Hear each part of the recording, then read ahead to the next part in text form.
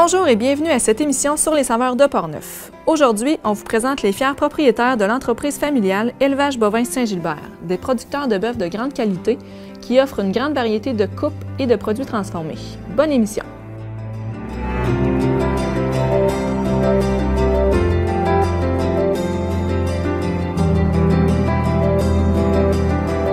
C'est mes parents qui ont parti ça en 82, sont encore impliqués dans l'entreprise à ce jour. En 82, un petit peu avant, j'imagine, ils rêvaient de s'en aller en agriculture parce qu'on habitait à Montréal. Les deux avaient des emplois en informatique à cet endroit-là. Puis il leur est venu le rêve de partir en agriculture. Fait qu'ils ont visité des fermes un peu partout au Québec, avec toujours dans l'idée d'avoir la chance de travailler dans un grand centre. Fait qu'ils avaient regardé autour de Trois-Rivières, autour de Montréal, puis finalement, c'est ici qu'on a abouti à Saint-Gilbert, qui est relativement près de Québec.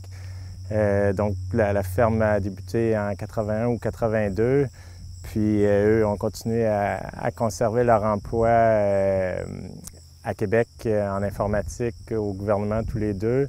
C'est ça. C'en est venu à ce que moi, je travaille tous mes étés comme emploi d'été sur la ferme, puis je me suis mis à aimer ça. Fait que j'ai fait mon cours j'ai terminé en 99 un cours au Cégep Lévis-Lauzon, une technique de gestion exploitation d'entreprises agricoles. Je me suis établi sur la ferme avec mes parents en 99. C'est à ce moment-là qu'on a formé la société qui s'appelle Élevage bovin Saint-Gilbert, SENC. C'était une chance, en s'établissant à Saint-Gilbert, mes parents devaient avoir regardé quand même la qualité des sols, mais vraiment, on est bien tombé. C'est un sol qui est pas de roche, une bonne qualité, bonne fertilité. Justement, le centre du village, c'est à peu près l'endroit le plus fertile pour les terres à Saint-Gilbert. Puis, chanceux aussi parce que par la suite, le 3 arpents de large, un arpent, c'est pas loin de 200 pieds de large, qui avait comme achat initial. Ensuite de ça, on a eu des opportunités d'acheter le voisin 4 arpents supplémentaires, puis l'autre voisin 5 arpents supplémentaires d'année en année. Tout ça, à chaque fois, c'est par 30 arpents de large. Ça fait maintenant, avec d'autres morceaux qu'on a achetés ailleurs dans le village, ça nous fait une superficie de pas loin de 200 hectares, qui est peut-être plus facile comme mesure pour les gens. 200 hectares possédés. Là-dessus, on a un petit peu de boisé qui nous baisse un petit peu. Là. On doit être à peu près à 170 hectares en culture, plus quelques cultures qu'on loue d'autres voisins là, pour compléter les besoins alimentaires, là, la quantité de foin qu'on a à faire pour nourrir les vaches l'hiver. Parce que la partie ici, on fait un peu de foin pour l'hiver, mais c'est beaucoup les animaux là, qui vont de parcelle en parcelle. On fait une belle gestion de ça pour qu'il y ait un bon gain de poids. Les animaux tournent de champ en champ. Donc, visuellement, vous avez des terres jusqu'à là-bas, vous avez des terres de l'autre côté. Comment ça fonctionne? C'est ça. En profondeur, on va presque juste, pas les premiers arbres, mais la plus loin, la forêt. Là, on arrête juste un peu avant. En fait, il y a une porcherie qu'on voit à l'autre bout. On arrête à peu près 5 arpents avant. Là. Puis en largeur, les 3 tours d'hydro qu'on voit sont chez nous, plus un petit peu plus large. Là. Ça donnerait un aperçu de le plus gros bloc de terre qu'on a, c'est ici, plus les autres petits morceaux qu'on avait ailleurs. Là. Ils ont beaucoup de place, mais ça mange terriblement. C'est impressionnant. Là. Une parcelle, je sais pas, on voit un petit ébrisement là, la clôture là. Si on met tout le troupeau ici, c'est une journée puis tout est mangé. Là. Okay. Vraiment, vraiment. Là. On a installé un réseau d'eau qui alimente des abreuvoirs qu'on met un peu partout pour que les vaches aient accès à de l'eau propre. C'est la même eau que nous, on boit à la maison. Là. Il y a l'aqueduc à Saint-Gilbert. Peut-être un autre bon coup d'habiter à Saint-Gilbert. C'est ça. Fait que les animaux ont toujours des bassins à chaque endroit parce que ça détruit un peu les rivières. D'ailleurs, c'est rendu une réglementation que les animaux ne peuvent plus avoir accès aux rivières. Mais on avait protégé nos cours d'eau longtemps avant la réglementation.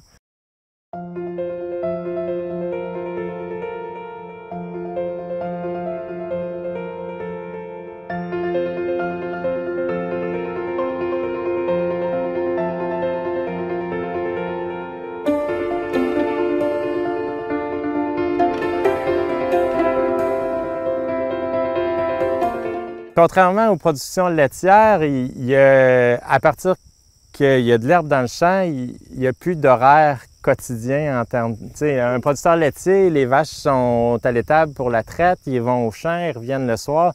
Dans notre cas, on a un peu une routine tout l'hiver, pendant les vélages, pendant que les animaux sont tout au bâtiment, mais une fois qu'ils sont à l'herbe, c'est un gros avantage de la production vache-veau par rapport aux productions laitières, c'est que là, ils font ce qu'ils veulent, là. Okay. La seule affaire qu'on a à surveiller, c'est de les mettre dans un champ puis de se dire, bon, ils en ont-tu pour une journée, 2 journées ou 3 journées? Puis là, peu importe le moment de la journée où ce que ça arrive, quand ils commencent à en avoir moins, on change de champ, souvent on change de bassin d'eau ou en fait, il faut l'avoir préparé à l'avance parce que quand il fait chaud puis qu'ils ont manqué d'eau, ils vont nous vider notre bassin puis là, ils vont le bousculer, mais en tout cas, fait que comme plan quotidien, notre horaire quotidien, il n'est pas lié tant que ça aux animaux l'été.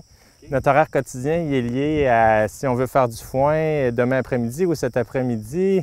Bon, ben là, est-ce qu'il restait le champ à faner pour qu'il sèche plus, puis commencer à racler, pour faire les lignes, les andins, pour que la presse à balle ronde puisse ramasser ça, puis arriver au bout de la journée, puis qu'on puisse aller coucher les enfants, puis... Fait que c'est plus comme horaire quotidien, le vache-veau, on est moins pris là, par rapport à ça. Aussi, si on a à sortir une fin de semaine, les producteurs laitiers, il faut qu'ils se fassent remplacer. Là. La traite, c'est soir et matin, 365 jours par année. Nous, tu sais, si on veut partir, on les met dans de l'herbe, puis on est correct là, une couple de jours. C'est ça. Mais d'un autre côté, pour arriver à avoir le même revenu, ou un revenu décent pour faire vivre une famille, ça prend à peu près 3, 4, 5 fois plus de vaches qu'un producteur de lait. Parce que le revenu d'une vache à bœuf, il n'y a rien d'autre à part le veau à chaque année. Puis les prix, c'est un cycle. Fait que, tu sais, c'est grosso modo, avec les mauvaises années, on a de l'aide de l'État, mais c'est pas plus que 2000 $ par tête brute, moins toutes les dépenses. Fait que, tu sais, pour qu'il reste un salaire, ça prend beaucoup.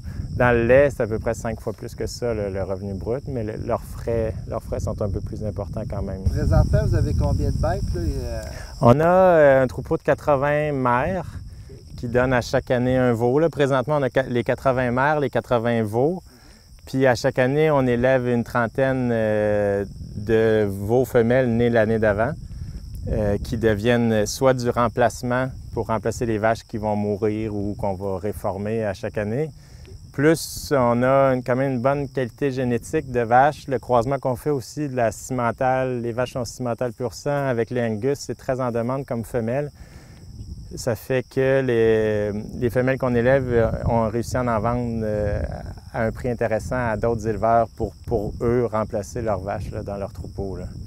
Quand on parle des foins, vous en faites sur combien de superficie? Puis vous faites ça combien de fois dans l'été? On fait ça presque en continu. La première coupe se termine, puis la deuxième commence, puis on en a les meilleurs champs de luzerne, on réussit à faire 3 coupes. Ça veut dire, dépendamment des années, début juin, on commence les foins. Si ça va bien, au début juillet, on avait presque tout fini, mais après ça, il n'y a plus. Fait qu'entre le 1er juillet et le 15 juillet, on n'a presque rien fait. Les derniers champs ont été faits le 15 juillet, puis presque immédiatement après, on a commencé la deuxième coupe. Là, on est au milieu de la deuxième coupe de foin. On fait au-dessus de 2000 balles rondes de 4 pieds de diamètre pour nourrir tout le troupeau l'hiver. Ça, c'est la même chose. La technologie vous a aidé aussi à accélérer les choses. Oui, c'est ça. Bien, au début, quand on a commencé, mes parents avaient juste une presse à balles carrées, puis même pas le lance-balles. Okay. Parce que tous ceux qui sont restés avec les presses carrées, puis même il y en a de moins en moins, au moins au champ, tu n'avais pas besoin de personne qui plaçait les balles. Fait que nous, souvent, quand j'ai été en âge de conduire, ce qui a été assez tôt, je ne sais plus quel âge, c'était moi qui étais en avant, parce que je n'étais pas assez fort pour manipuler les autres affaires. Fait que mon frère, mes parents plaçaient les balles dans la voiture, fait qu'on avait à les charger et les redécharger à l'étable, chaque petite balle.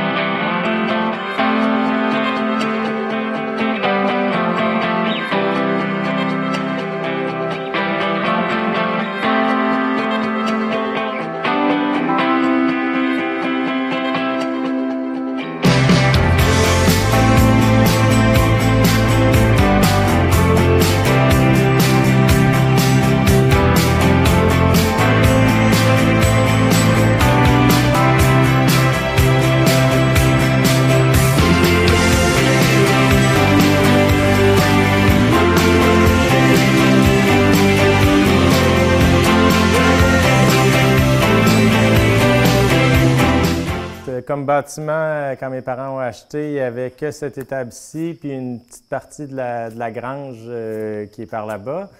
Il y a eu des gros travaux qui ont été faits, entre autres pour qu'on puisse alimenter aux balles rondes, parce que la largeur de l'étable étant ce qu'elle est actuellement, ça aurait coûté plus cher, j'imagine, agrandir ça. Les vaches, quand mes parents ont acheté, étaient dos à dos. La chaîne d'écureur, qui est le gros trou qui passe tout le tour pour sortir les déjections animales, était au centre, les vaches dos à dos, comme je disais. L'avantage d'avoir retourné les vaches de côté, ça nous a permis d'installer une balle ronde qui peut se promener ici en prenant seulement un seul corridor d'alimentation. Fait que ça a été des gros travaux, tout casser le béton, rechanger la chaîne d'écureur d'endroit. Puis même quand on a acheté, c'était des divisions en bois, c'était pas aussi, on peut dire propre, mais en tout cas, ça reste une étable qui est quand même pas laitier. Dans le laitier, c'est vraiment important pour la qualité du lait. Nous, finalement, c'est la viande qu'on mange. C'est pas trop grave s'il y a une petite saleté. Donc, je ne sais pas à quelle année, on voit dans le béton qui est décrit 1969, mais c'est peut-être même pas l'année. C'est peut-être l'année que ces gens-là avaient coulé le béton là. Fait que l'étable doit avoir pas loin de 100 ans là, ici. C'est ça. C'est l'étable qu'on appelle chaude. Il n'y a pas de chauffage ici. C'est juste la densité des animaux. Il y a de la place pour attacher 25 vaches. Puis quand il fait froid, il faut qu'il y ait 25 vaches ici. Sinon, ça va geler. Puis les abreuvoirs, contrairement à notre autre étable, qui est une étable froide, les abreuvoirs ne sont pas chauffés. Ça fait que ça prend assez de vaches pour maintenir la température au-dessus de zéro. On se sert de cette étable-ci pour les vélages. On se sert du fait qu'elle est chaude. Les veaux naissent, dans notre cas, à partir de... Le plus gros des vélages, c'est de janvier-février. On a le 2/3 des 80 vaches qui vont véler dans ces mois-ci. Les plus froids de l'hiver, finalement. On les fait véler ici au chaud. La vache peut véler soit attachée, puis on met beaucoup de paille en arrière d'elle, puis on passe régulièrement, fait qu'on trouve des petits veaux, puis on les aide à boire immédiatement, ou on peut mettre la vache qui s'approche de son vélage dans des enclos qu'on a comme ça. On en a 4 grands enclos. Souvent, la vache se débrouille tout seul. En général, les vélages vont bien, on n'a pas à intervenir. Puis c'est ça, elle peut déjà s'occuper de son bébé. Il y a quand même beaucoup de vélages qui se font attacher parce que, comme je disais, janvier et février, il y a 60 jours, puis il y a presque un veau par jour là, dans ces... Savoir laquelle exactement va véler qu'on pourrait mettre dans ces enclos-là. Puis ensuite, les enclos servent aussi à, si j'ai pas une vache qui est là avec son petit bébé qui vient de naître, je m'en sers parce que la première ou les 2 premières semaines de vie du veau, on l'habitue, c'est nous qui l'habituons soir et matin à venir boire à sa mère. On fait juste le placer, puis il se débrouille tout seul. Il y en a qui ont de la misère des fois, ça nous permet de l'aider à attraper un crayon qu'il va moins aimer. Là, nous autres, on veut qu'il boive les 4 crayons parce que quand il va être rendu au champ, il va avoir besoin de tout le pis. Au début, la vache donne en masse de lait, même trop. Surtout qu'on a des vaches cimentales, c'est la vache de boucherie qui donne le plus de lait. C'est entre autres pour ça que mes parents avaient choisi cette race-là initialement quand ils avaient fait leur recherche. Donc, on veut que le veau puisse s'habituer à boire à tous les trayons de la mère dès qu'il est né. Une fois qu'il y a 2 semaines, 10 jours, 1 semaine, même des fois quand ça roule trop vite, il peut sortir avec sa mère, puis là, il va avoir accès à sa mère autant qu'il veut dans l'étable froide qu'on va aller voir par la suite. Là. Okay. On regarde aussi, il y a quelques tuyaux, dans les tuyaux d'eau.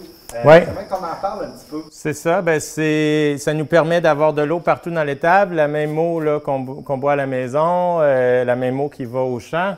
Fait qu'elle rentre dans l'étable ici, puis elle est redistribuée dans des tuyaux qui partent vers le champ directement. Ici, nous autres, le troupeau, on n'est qu'au foin, là, dans le fond. Okay. On fait des champs de blé qui nous servent à renouveler les parcelles, parce qu'un champ qui pousse toujours au même endroit, à un moment donné, les rendements baissent trop. On se trouve à renouveler les champs à tous les 5 ans. On fait un semis de prochains gazons, de prochains fourrages qui va pousser. Le blé sert comme plante-abri pour donner une chance que ce champ de foin-là pousse sans que les mauvaises herbes poussent plus vite. Le blé pousse plus vite.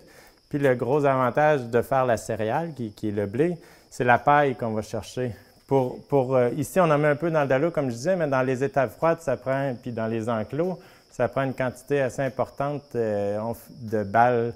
Les mêmes balles rondes qu'on parlait, les 2000 pour alimenter en foin le troupeau, ça en prend en plus de ça 400 à 500 grosses balles comme litière, c'est où ce qui se couchent, là, les animaux. OK. Les autres étables, on rajoute pour que ça soit propre puis confortable. Fait que ça faut faire le blé nous sert à ça. Là, j'ai commencé, j'avais vu des conférences sur qu'est-ce qui donnait le plus de paille, puis ça doit être une vieille plante, mais ça commence comme type, ça commence à être utilisé en agriculture pour faire de la paille, c'est le panique érigé. Puis là, j'ai des champs que c'est leur 3e année, là, puis c'est pour faire de la paille, puis éventuellement peut-être arrêter de faire même le blé, là. Ah ouais? Oui, parce qu'une fois qu'on implante du panique, c'est bon 15-20 ans sans avoir à y retoucher, là. Si on est dans une des étapes froides, comme on disait, on a des étapes chaudes, des étapes froides. Les étapes froides, c'est quand il n'y a pas assez d'animaux puis que le volume d'air est trop important pour réchauffer la bâtisse, mais c'est souvent des étapes qui sont plus confortables pour les animaux parce que c'est fait pour vivre c'est capable de vivre au froid quand même, sauf quand ils viennent de naître, là, les animaux. Et ça, c'est une partie de la vieille étable, hein? Oui, le mur qu'il y a là, c'est où s'arrêtait l'étable initiale. On a quand même rénové, refait le béton, puis rehaussé le toit pour le solidifier, mais c'est des parties qui sont étapes froides, comme je disais. On met souvent ici les animaux qui sont les animaux de remplacement, là, les tares qu'on élève pour vendre ou pour remplacer nos vaches de notre troupeau. Comme ça, ici, ils sont bien. C'est ici que ça prend beaucoup de paille. Il faut rajouter de la paille pour que ça éponge le fumier puis qu'il soit confortable. On a fait ça, c'est tout en neuf, là, c'est assez récent, des barrières qui nous permettent d'attraper un animal si on veut l'attraper, puis on a une manipulation, un vaccin à faire, et on peut armer le mécanisme. Pour l'instant, ici, on a des animaux. Une maman qui a un petit veau, c'est le dernier né de l'année, il était né en fin mai. Il y a un problème de patte, là, il doit s'être fait bousculer, fait qu'on le garde au repos ici pour pas qu'il ait à suivre tout le troupeau là-bas. Puis le taureau aussi, à un moment donné, on les met au repos pour ne pas avoir des vélages à l'année non plus. À un moment donné, on veut que les vélages, qu'il n'y en ait plus. Fait qu'on enlève le taureau à ce moment-là. C'est des enclos qui peuvent comprendre combien d'animaux, à peu près? À l'hiver, ici, on met, des vaches avec des veaux, ça serait 10 vaches, 10 veaux. Ici, si on voulait mettre des tares, ce serait peut-être une quinzaine. De l'autre côté, on met une trentaine de tares quand c'est des tares, mais les groupes d'animaux, on les bouge un peu en fonction de nos besoins. C'est ça. Ici, on est dans la principale étape froide. C'est ici que les animaux sont à l'hiver. Ici, c'est les vaches qui sont soit en attente que ce soit leur tour pour aller véler. On sait en fonction, le vétérinaire vient à chaque année, on passe toutes les vaches, il fait un test de gestation par palpation, puis il nous dit, bon, telle vache est gestante, c'est une bonne nouvelle. Puis ensuite, il essaie de nous dire quand elle va véler, janvier, février, mars ou même avril ou mai. Ça, on en a des fois jusqu'en juin, c'est ça notre période de vélage. Puis aussi, nous, on essaie de voir le taureau en action, puis on prend en note la date de la saillie. Fait que ça nous permet de savoir quelle vache on va rentrer en premier, qui va avoir leur veau à l'étape chaude où on était tantôt. Puis les autres restent ici. Puis au fur et à mesure que les vélages avancent, bien là, les vaches dont le veau se débrouille, qui a une semaine ou deux, il peut sortir libre avec sa maman toute la journée en attendant d'aller à l'herbe quand l'herbe va pousser. Puis là, c'est les prochaines qui vont véler, qui vont rentrer à l'intérieur. On a bâti l'étable ici en 2000. Avant ça, j'avais fini mon cours en 99, mais on grossissait le troupeau là, pendant que j'étais aux études. On a été un bout de temps, 2 hivers où on avait 2 étables chaudes. Puis les étapes chaudes, je l'ai dit un peu, c'est beaucoup plus d'ouvrage parce que là, chaque vache est attachée, il y a l'écureur à chaque jour, la nourrir avec la balle ronde, tandis qu'ici, toute l'alimentation peut se faire au tracteur, le fumier peut se pousser au tracteur. Fait qu'on a eu ça là, pendant 2 années qui ont été un peu plus difficiles. Puis là, on a pensé à nos affaires, puis on s'est dit non, ça va être une étable froide qui va être le plus avantageux. Comme ça, ici, on peut stocker, on pourrait mettre jusqu'à même plus que 60 vaches, en plus des 25 qui sont dans l'étable, plus les autres petites étables qu'on avait. S'il fait moins 30 dehors, il fait moins 30 ici. Les veaux vont déjà être nés au chaud en dedans. Quand on les amène ici, c'est qu'ils sont amplement assez résistants pour résister au froid qu'il y a ici. En mettant beaucoup de paille aussi, ils vont rester. Des fois, ils restent tranquilles, puis mais ça peut vivre en masse. Il y a des troupeaux que c'est dehors, là, pas de toit, puis ça doit être plus tough, là, parce qu'ici, ils n'ont jamais les précipitations. Puis c'est même, quand je disais c'est mieux les étables froides, c'est la qualité de l'air. Les ouvertures, c'est pas grave s'il y a un peu de neige qui rentre, ça fait une circulation d'air. Tout le mur aussi, les planches sont ajourées parce que tout ça, puis on a comme une cheminée, on voit le soleil en haut, fait circuler l'air, puis il n'y a jamais d'humidité qui reste ici, puis c'est vraiment l'humidité qui peut plus les affecter là, en termes de maladies puis d'inconfort. L'allée qu'on est là, que j'imagine que vous allez avoir des images tantôt, nous permet de mettre les balles de foin pour 2 ou 3 jours. On met des balles de foin, puis une fois que c'est tout mangé, avant de remettre d'autres foins, on peut circuler en tracteur, puis le tracteur traîne une machine qui déchiquette nos balles rondes de paille. La déchiquette, puis comme un souffleur à neige, souffle la paille, puis c'est ça qu'on voit au plafond. Les filaments, c'est quand j'ai mal visé ou que j'ai essayé d'en envoyer au fond. Ça refait leur litière. Fait que ça, régulièrement, on en remet. L'hiver, pour qu'il soit confortable puis au chaud. Puis au dégel, c'est d'autant plus important parce que là, quand il commence à faire chaud ou avant qu'il fasse froid, le fumier a tendance à ressuinter en surface. Fait qu'on rajoute ça, puis les petits veaux, puis les vaches sont confortables. Puis là, on se disait tantôt que c'est tout nettoyé au complet? Oui, nous, on se trouve à nettoyer, là, ça paraît mal parce que c'est sale, mais ça, c'est régulièrement nettoyé pour pas que ça s'accumule parce que l'endroit où elles mangent, il y a 75 de leur déjection se fait là, ça viendrait trop haut si on ne vidait pas. Fait que tout ça, on pousse vers la fosse à fumier qui est par là-bas. Mais le reste est sur accumulation. Tout l'hiver, on rajoute des couches régulièrement, une couple de fois par semaine, de la paille, puis leurs déjections se font là. Puis ça, c'est vidé une fois par année directement au champ pour fertiliser nos champs. De même que le tas de fumier qui est en arrière de nous, qui vient de l'étable chaude et de cette partie-là, est envoyé au champ. C'est intéressant aussi de voir à l'arrière de nous, il y a la fosse, c'est spécial aussi, c'est un nouveau genre, on pourrait dire. Oui, bien maintenant, c'est de plus en plus commun, mais quand on l'a fait, on est les premiers à Saint-Gilbert qui a fait ça. La réglementation est même venue par la suite, mais nous, on voyait bien que c'était pas, premièrement, pratique pour charger notre fumier. Là, ça devenait vaseux, puis c'était difficile à charger, mais aussi, juste en arrière de nous, il y a la rivière, là, un petit bras de la rivière Chevrotière. Fait que veut pas, le jus, là, par gravité, il descendait à la rivière. Fait qu'en voyant ça, nous, on a dit, il faut faire quelque chose. Puis on a fait la bâtisse qui est étanche. Tout le fumier se ramasse là, le jus reste là. Puis c'est de là qu'on charge directement à l'épandeur pour fertiliser les champs. Puis notre fumier, en plus de ce qui s'en allait à la rivière, qui polluait, bien, ça nous faisait ça de moins. On le veut, ce fumier-là, là, pour fertiliser. Les plantes en ont besoin, là. Même que notre troupeau produit pas assez de fumier pour bien fertiliser nos champs, avoir des bons rendements puis des bons gains de poids. On n'en produit pas assez de fumier. On fait venir du fumier des porcheries, les 2 porcheries. Il y en a une qui est à Saint-Gilbert, l'autre qui est aux limites de Saint-Gilbert. On importe du lisier de porc pour bien fertiliser les champs. Puis vous avez aussi une allée sur le côté, peut-être m'en parler? Oui, bien, tout ça a été fait, on y a réfléchi comme il faut. Bien, c'est ça, il y a un passage juste là qui nous permet de changer les groupes de vaches là, en restant toujours à l'intérieur. Les vaches, on fait des jeux de barrières, puis là, les vaches peuvent circuler, ça mène directement à l'étable chaude. Il y a même un enclos là.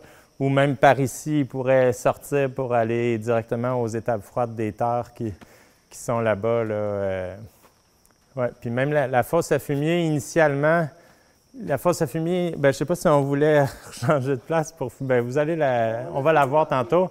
La fosse à fumier, on l'a faite, initialement, elle était comme ça, elle était faite en 1995.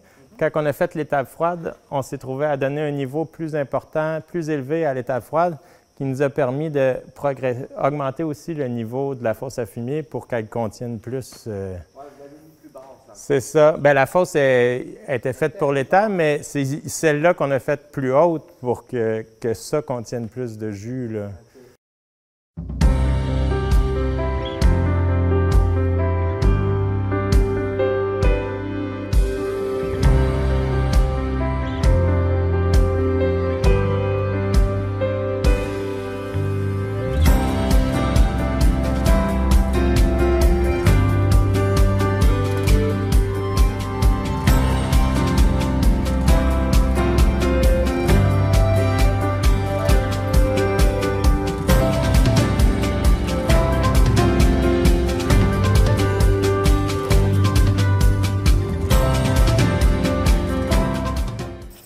Alors Simon, tu as des assistantes avec nous pour finir l'émission? Oui, c'est ça. C'est Annabelle et Béatrice, mes filles. Quand on leur donne de la bonne viande, là, ça pousse comme ça. Ça fait des beaux enfants. C'est ça. Ben c'est ça, on voulait parler de la viande qu'on produit. Comme on disait, nos veaux, les vaches réussissent à aller monter jusqu'à 800 livres, jusqu'à l'abattage qu'on fait à ce moment-là. Ça fait de la belle viande. C'est de la viande Angus parce qu'on ne l'a pas dit tantôt, mais tous nos taureaux, toutes les vaches sont cimentales pur sang à cause du lait qu'elles sont capables de donner, puis les beaux gains de poids qu'ils sont capables de faire à nos veaux, en plus de la bonne alimentation. Mais les choix des taureaux, c'est toujours des taureaux Angus, soit rouges ou noirs. Le Angus, c'est réputé pour la qualité de la viande que ça donne, la tendreté, le goût. Puis aussi, il y avait des avantages au niveau du veau qui naissait. Ça fait des plus petits veaux, donc plus facile au vêlage pour les mères. Puis un veau vigoureux aussi à la naissance, très vigoureux, qui est capable de se débrouiller tout seul assez rapidement. Donc, toutes les découpes qu'on fait, c'est toutes les coupes imaginables et inimaginables qu'il y a à l'épicerie. Filet mignon, rôti, steak. C'est tout fait, c'est ça. C'est abattu à l'abattoir La France, qui est un abattoir inspecté par le gouvernement à Grand-Mère. Eux nous livrent notre carcasse à notre boucherie qu'on a partie en coopérative avec d'autres producteurs de la région, la boucherie Chemin du Roi qui est à Deschambault. C'est la boucherie qui fait toutes nos découpes à la demande, là, comme nous on veut ou comme le client le veut quand il achète une demi-bête. Il peut choisir telle partie de bête, je veux plus de cubes, plus de brochettes, plus de steak, plus de rôti, plus de steak haché. Fait que ça fait tous ces produits-là. Puis en plus, à la boucherie, on peut faire nos produits transformés, toutes sortes de saucisses, des feuilletés. On a, ben c'est ça, toute la liste de nos produits est sur notre site Internet, là, Élevage bovin Saint-Gilbert. Vous tapez ça, puis vous allez voir, il y a des choix. Là, vous pouvez voir nos produits en quart de bête ou à l'unité. Il y en a qui nous prennent juste du steak haché ou juste quelques paquets de filets mignons ou des choses comme ça.